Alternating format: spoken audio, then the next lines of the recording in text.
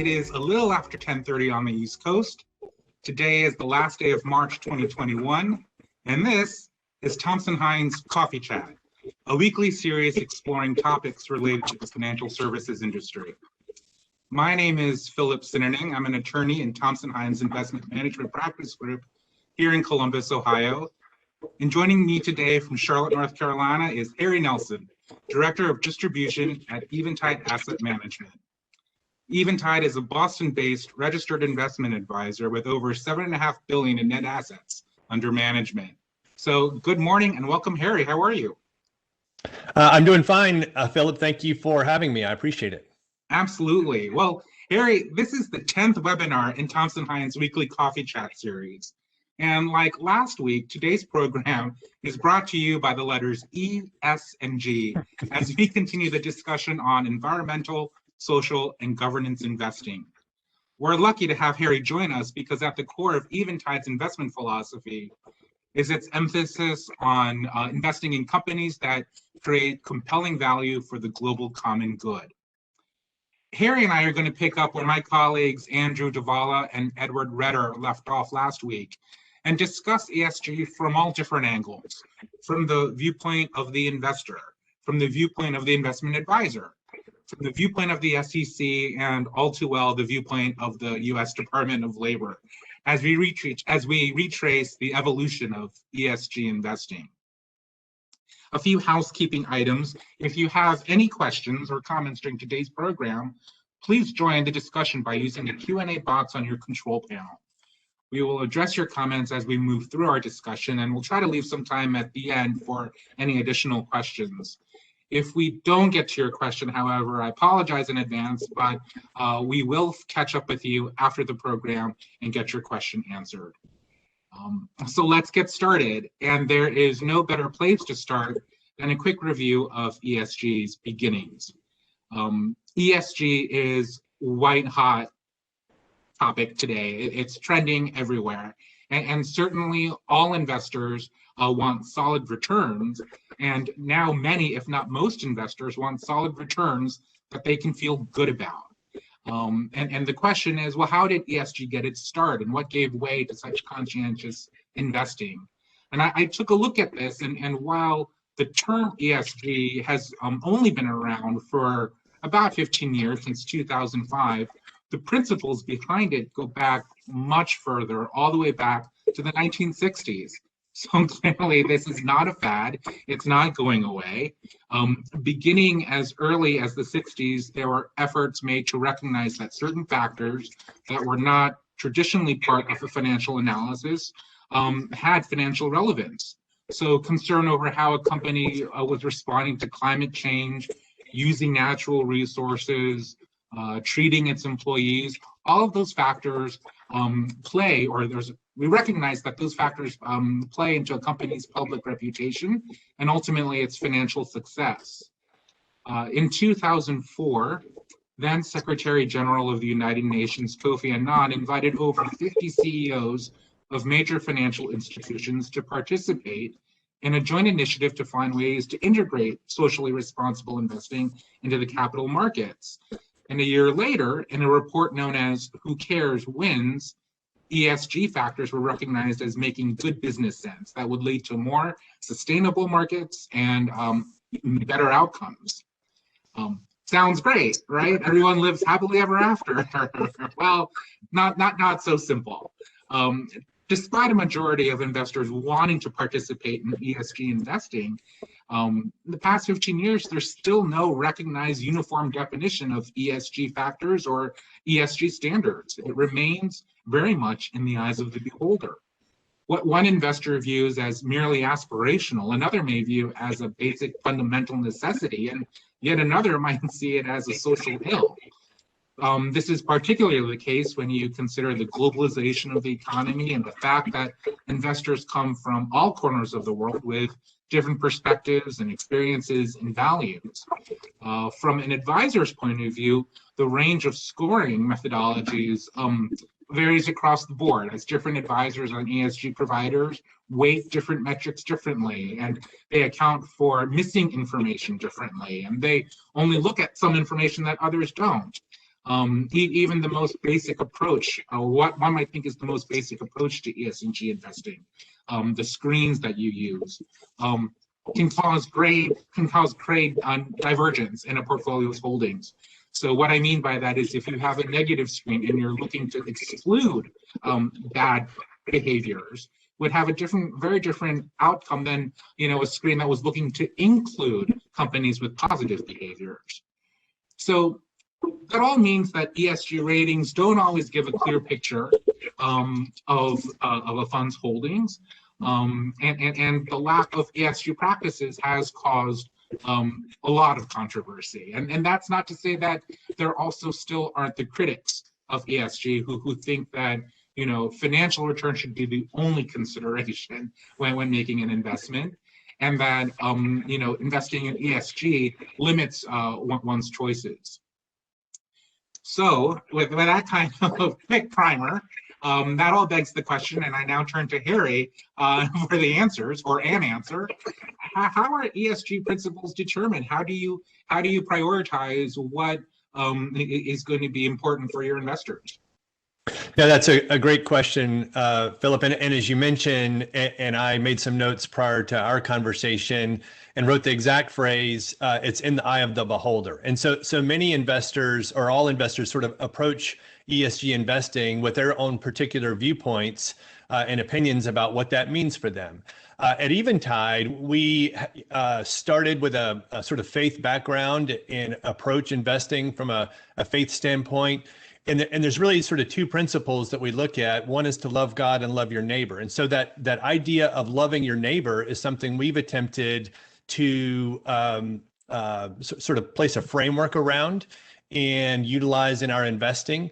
We rely on, if you remember your business ethics classes in college, Freeman's stakeholder theory, where we essentially take a look at an ecosystem of stakeholders around the company, their customers, their employees, their supply chain, the host communities where the company might be involved, the environment, and then society at large. And so we take a look at all of those stakeholders and a company's ability to be able to create value throughout that ecosystem. And so that's how we've approached it. That is a fairly unique approach, but one that has certainly resonated with our clients and a lot of analysts that we speak with. But more broadly speaking, as you pointed out, Philip, the principles of responsible investing, ultimately sort of established in 2006. Later, the Sustainable Development Goals, established in 2015.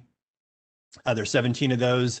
Many in the ESG community look toward those as sort of broad principles or sort of an emerging consensus around what ESG means. But for Eventide, we really do look at that group of stakeholders around the company and the company's ability to create value there. Well, then how do you start measuring those metrics, and how can you tell if a company is knocking it out of the park, can do better, and what's your tolerance threshold for those who can do better but are really exceeding in the E, but maybe not so much the S and the G? Right. No, that's a great question. And, as you pointed out in your introduction, Philip, the data and research behind uncovering how a company is doing relative to all these metrics is actually quite difficult to come by. We utilize a fundamental investment approach at Eventide. So with each company that we are ultimately going to place investment dollars, we've done a lot of in-depth specific research on that company. What is more difficult to do, again, as you pointed out, is to take a look at some of the data sources out there, which attempt to look across the investing universe, across companies, and try to scale the information. That's so difficult still. And just a couple of examples. When you look at companies and how data sources will rate them, as you pointed out, it depends on might have disclosure policies, for example, or the absence of such policies. Well, what we found, and I know many practitioners have found, is that the larger a company is, the more resources they have had in order to be able to look into these issues, be able to develop policies and mature those policies over time. while one of the areas that Eventide specializes in is smaller and mid-cap companies, and they just haven't had either the time or the resources to be able to really fully develop a lot of this thinking. And so they might be good actors in a sense, but the data is such that it isn't scaled enough so that you can just sort of look across the universe and see a green check or a red X. It's just not so simple. So it does take a lot of in-depth analysis on the companies to really get a sense of what you're investing in.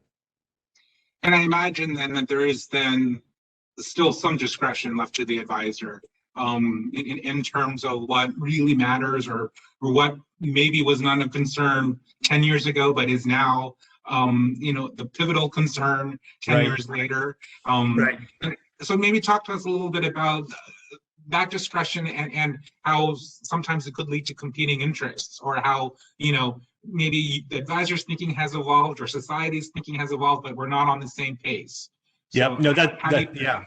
That's a great point. And yeah, we've noticed that in the history of Eventide. I think the ESG movement itself, even the term, by the way, SRI. So the very first SRI conference, which we think of as socially responsible investing, sort of changed their own name of their conference to social, responsible, and impact investing. So even the sort of the original purveyors of the term have seen their own definitions change. And so, as you point out, over the course of time, different sensibilities have emerged, different consciences have emerged around different issues. And so, for Eventide, the stakeholder approach has been sort of tried and true for us. But you're right, different investors have leaned toward and indicated interest in varying levels toward again, more environmental concerns, more concerns around gender representation on boards, for example, and other issues. And so, as more data becomes available, as these conversations become more mature in the investing community, then even our stakeholder approach still applies, and we've had to react and greater understand the emergence of data, the emergence of sensibilities around some of these issues just over the course of time. And so for Eventide, looking at this stakeholder approach, and I'll use a couple of examples. Let's take the environment, as we talked about that a little early. The data providers still try to flatten to data what are really stories. And so let's say a company has had some EPA violation in the past. Well, depending on whether that violation was 3 years ago or 5 years ago, might warrant it a different sort of numerical rating in some ESG data, and it's sort of a category score 1 to 5. Well, and so we have to take that into account. We look at what if the management team has turned over since that environmental violation, and so that matters to us as well. So once again, I would say not only have the sensibilities emerged in our own attention and knowledge as a society around how those issues impact us, but the ability to just learn more about them and understand and appreciate their level of impact more too. That's also been helpful. And I know, Harry, that there has also been, well, I guess I was considering them offshoots, but maybe they're not really offshoots. Maybe they've already existed. But maybe there's the lesser known BRI investing, biblically responsible investing, and then on the other end of the spectrum, this notion of vice funds, where the investors are looking for things that are considered taboo, right? How does that all play into the world of ESG and the movement for socially responsible investing? No, it's a great question, and as you pointed out, sort of the history of ESG. If you look back to the 60s and 70s, when investors were starting to realize this sort of basic fundamental notion that Eventide advances, which is that as an investor, although you may be working through a mutual fund vehicle or what have you, you still are a part owner, albeit maybe a small percentage. You're still sort of a part owner of a company. And so then therefore, we would argue that there's sort of a moral culpability and responsibility that you have, just like you would own a small business locally, to treat the people well who walk in your store, the customers that you have, the employees that you have, and so forth. And so if you look in that history, the people of faith were some of the early ones who really talked about ESG principles. Back to the mid to late 70s, Leon Sullivan was a Baptist minister who really urged corporate America to take a strong look at the apartheid policies in South Africa. And ultimately, with the cooperation of some large corporations, developed the Sullivan Principles, which began sort of as an initial codification, memorialization of some of the ideas behind sort of taking a conscious look at your own investing dollars, at how you use capital, even internationally. And so what we've seen is people of faith that have really been the sort of pioneers in the ESG world. And as history has moved forward, you point out the vice funds exist in other ways as we learn about companies, to be able to learn more about them and understand what they are. And once again, it's in the eye of the beholder. So some people want to take a look at and they're most interested in, let's say, the environmental issues or climate action in that sense, or others are more concerned about other issues. For example, one of the negative screens that we have at Eventide is alcohol. We're not making a statement about the virtue or vice of drinking inherently, but one of the things that we've learned and research shows is that for the larger alcohol companies, they are largely going to succeed or fail on those who drink heavily. And so the purveyance of and the increase in alcoholism in our society, alcoholism, we would all agree is a poor thing. And so we have to think, as an investor, if I really am rooting for this company, I want this company to have a good 5-year growth plan, good earnings, good return. What's going to be the resulting effect in whatever ESG area, whether that is, again, toward the customers, as in the case of alcoholism, or what have you? It's like, what's going to happen if this company really succeeds? And do I, as an investor, want to be a part of that? Great. That's fascinating. And we actually have a question from one of our viewers, and the question is, how has the SEC's view of ESG evolved over time? And that's actually a great question, because it lends nicely into our next area of focus, and that's really how the government has come to view ESG. And so let's start with the SEC. The U.S. Government Accountability Office conducted a review of ESG disclosures and investment practices and noted that, as Harry and I have discussed, the differences in how companies report ESG data often reduces the usefulness of such disclosures and information. And the GAO also discovered that most companies didn't provide sufficient details on how they were managing ESG-related risks. So we turn to the SEC, and the SEC currently relies primarily on companies to self-disclose or disclose what they believe is material and important in this area, in this space. With that being said, there are some suggestions of movement from the SEC. Last spring, the SEC sought comments related to Rule 35D1 of the 1940 Act, the so-called names rule, on whether ESG, or other words connoting ESG like sustainable or green or responsible, are subject to the 80% test. The SEC notes that it really is dependent on whether you view ESG as a strategy, which exempts it from the names rule, or whether you see ESG as an investment that is subject to the names rule. Also, last year in the fall, an amendment to Regulation SK required registrants to provide a description of its human resources teams, to the extent that its human resources were material to understanding its line of business. So there's more and more pressure and desire on the SEC to adopt a new rule endorsing one or more comprehensive ESG reporting frameworks. In the interim, enter the Department of Labor. The Department of Labor weighed in on ESG in connection with fiduciary duties under ERISA plans. and whether plan fiduciaries were able to meet their obligations when taking ESG into account and in making investment decisions. As Ed Redder described last week, ERISA requires that fiduciaries act solely in the interest of plan participants and beneficiaries.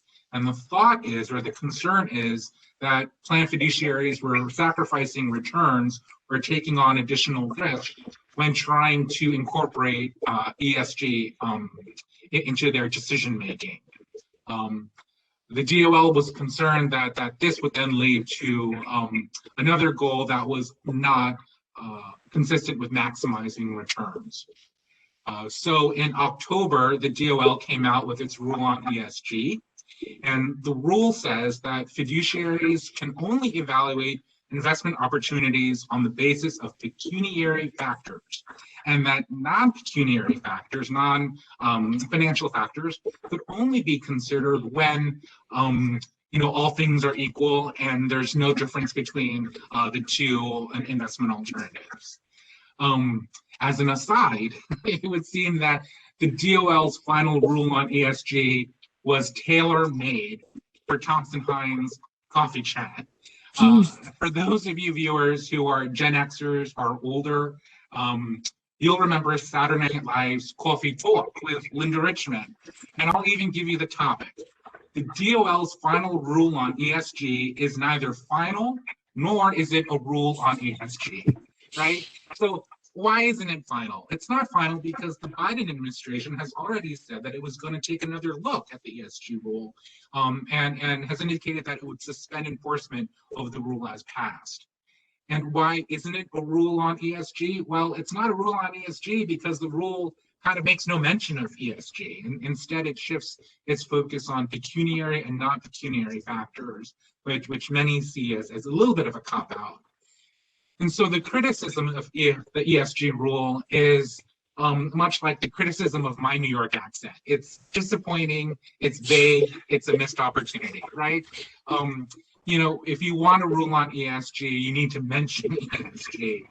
Without mentioning ESG, you're leaving the door open to fiduciary to add or exclude ESG investments without violating ERISA.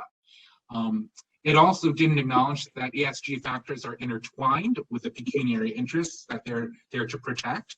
And then others, more harshly perhaps, are saying the DOL was putting their blinders on, that they didn't consult with the right professional and academic experts who could really explain how rigorous ESG metrics could help with ESG investing. And then lastly, those who even wonder, is the DOL even the proper agency to address these concerns? Harry, that's a big lead up to what are your thoughts on the DOL rule? What do you like about it? What don't you like about it? And is there a middle ground? Well, no, it's a great question. And at Eventide, I lead the fiduciary committee where we look at our own 401k for our own employees and make sure that from a fiduciary perspective, we're doing the right thing there. I think with the DOL, the good thing is they, are attempting to continue to hold fiduciaries rightly accountable for participant assets. At its core, that's their charge. And I think, an attempt to look at this rapidly growing, high attention getting area of investing is certainly, an admirable goal. I would argue it's the wrong execution of the right idea. And here's where I would say that the DOL rule as it was released in December or as a latter part of the year last year is a bit faulty. And that is underlying the assumption of the rule. And even the quote that you just mentioned a few moments ago, Philip, what was that participants' interests are solely financial. That's sort of the assumption in that quote. And in fact, what we are recognizing in the investor community is that people certainly want to earn a strong financial return that's has a good eye on risk, but more and more, if you ask participants, they want to do so responsibly. And so to point back and say the participants' interest is a fine idea, but I think what the DOL has lost sight of, or maybe hasn't gained the sight of yet, is the fact that most participants, and more each year, want to see their own investing dollars, just like they would go buy a pair of shoes. They want to go buy a pair of shoes at a reasonable cost, but they want to make sure that those shoes have been sourced responsibly with responsible materials and labor and with a good supply chain and all that. So across our society, we're seeing this emergence. And so, but I think the DOL, the rule, again, sort of the wrong execution of the right idea. The right idea to hold fiduciaries accountable, the wrong execution in that it sort of didn't see the full breadth of participant interest. And disappointingly, I would also add, Philip, this is in the face of what was an overwhelming investor and industry comment against the rule as it was being proposed, and yet the administration at that time went ahead and released it. So I think it's an encouraging sign that the Biden administration has kind of hit pause on the rules, and certainly on the rules enforcement, and intends to relook at the formulation of the rule and how it might really address a lot of the factors that you mentioned, such the integration of pecuniary and non-pecuniary factors in companies, and how an environmental risk is also a financial risk. And so I think it's a good development where we are today. The DOL, as we all know, has been in a sense manic over the past 8 or 12 years with each new administration about how they think about ESG investing. And so hopefully we'll be able to see an emerging consensus as the Biden administration takes a look at it this year. Harry, if you can believe it, we just have a few minutes left. And so I thought I'd just turn to see if our viewers had any additional questions. And there's one that's come up in 2 minutes, Harry, if you can. How has 2020 impacted ESG investing? 2020, the year of 2020. Boy, it's impacted a lot of things. I would say, particularly for ESG investing, one, we know that the rule came out at the end of last year, but I would say one of the things that we've seen in our own conversations around ESG investing, and there's been sort of a backdrop of this in a sense in years past, but more so, and I'm not. This is kind of a sad thing to me, is that the political conversations around these issues has started to enter into the investing conversations around these issues. And as a very quick example, our company, we screen out weaponry and we screen out services that provide abortions. And we don't want to see either of those industries proliferate. Politically, those issues on different sides of the red and blue table. But yeah, that's what I would say 2020 has seen as just the entrance of the political dialogue into these conversations. The further polarization of America, right? Mm-hmm. Right. Even when it comes down to your investment portfolios. Well, that's all the time that we have. I see there might be a few more questions in the queue, and we will respond to you individually. Harry, thanks so much. This was really informative, and I hope for the viewers a little bit of fun too. Philip, thanks for having me. I appreciate it. Absolutely. In next week's Coffee Chat, Bib Strench will be joined by a panel to discuss converting a mutual fund to an ETF. That will be Wednesday, April 7th at 10:30 a.m. Eastern. To register for that or future Coffee Chat discussions, please visit the events page on the Thompson Hine website at www.thompsonhine.com. That's THOMPSONHINE.com. To watch a replay of this discussion or to view past Coffee Chat recordings, please visit the Thompson Hine YouTube channel. Thanks again for all of your interest in attending today's program. As you sign off, you'll be prompted to take a quick survey seeking your feedback. This feedback is important to us and helps us tailor our programs and plan for future topics that might be of interest. So please take a few moments to take the survey. Enjoy the rest of your day. Stay well. Goodbye.